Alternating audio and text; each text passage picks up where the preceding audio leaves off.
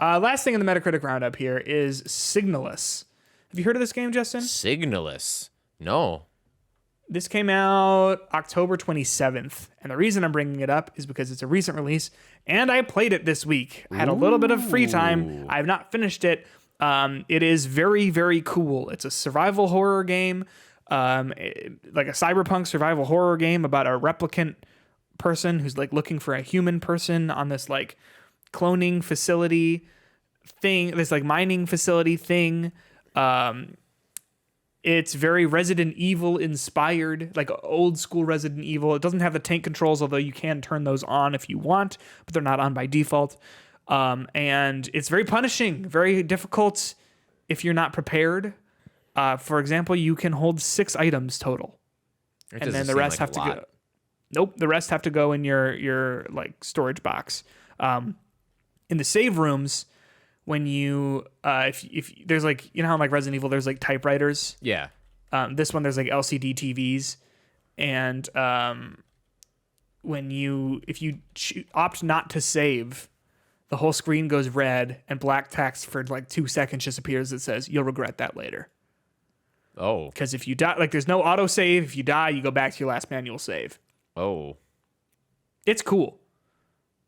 So I don't know if it's a Justin game, but I like it a lot. Signalis. So this is where can I play? Where did you play it? Where can I play it? Justin, you can play it on Xbox Game Pass if you wanted to. It's on everything, I think, except for Switch. It's on Switch. But it's on Game Pass. It got an 84. It's the highest scoring on the Switch, actually. Oh, did I even read what the scores were? No, but they are there. So on PC, it's an 80. On Xbox One, it's an 80. On Switch, it's an 84. And on PS4, it's a 79. It's cool. It is like, it's very unnerving and unsettling.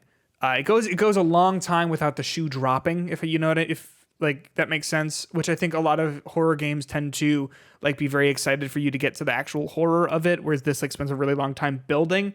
If you've seen the movie or read the book Annihilation, I would say that this is reminds me of similar vibes as that. Yeah, I'm just looking at it. It kind of has that like little bit of like older, creepy art style to it a little bit. It's very pixelated. Yeah. But like when I first sort of saw this, I thought that it would not control very well based on like what it looked like and all this sort of stuff. But it feels really fluid. I think it's at 60 frames per second, even with its weird like pixel distortion stuff going on. It's very good. I really like it a lot. Better than Sonic Frontiers? Yeah. Shocking that it's only a 6-point difference on. I know. Can you believe that Sonic Frontiers is apparently better than Trek to Yomi, according to Metacritic? Let me tell you something. I am still so frustrated by that. I know. And this, I think this goes beyond my fantasy critic at this point, because that was a good game, man. Art, gameplay, a little difficult, a little frustration, but I still got through it because it's like that frustration that I know I can overcome this. I think a game like Trek to Yomi has a hard time competing. Well, first of all, I think this is just like a failing of like an aggregate review score. You know what I mean? Like it just doesn't take any sort of like nuance or anything like that into consideration. But I also think that Trek to Yomi, brand new IP, no one knows what it is. No one has any preconceived notions about like if they're going to like it or not based on being handed the code. Whereas Sonic Frontiers, I think the people who are going to review that are Sonic fans most likely. And so it is going to always tilt a little bit more positively. But so there you go. Damn you, Sonic fans. Mario wannabes. Hey, watch out. They'll find me. Go ahead. Like and subscribe. They'll do Shadow the Hedgehog cosplays at you.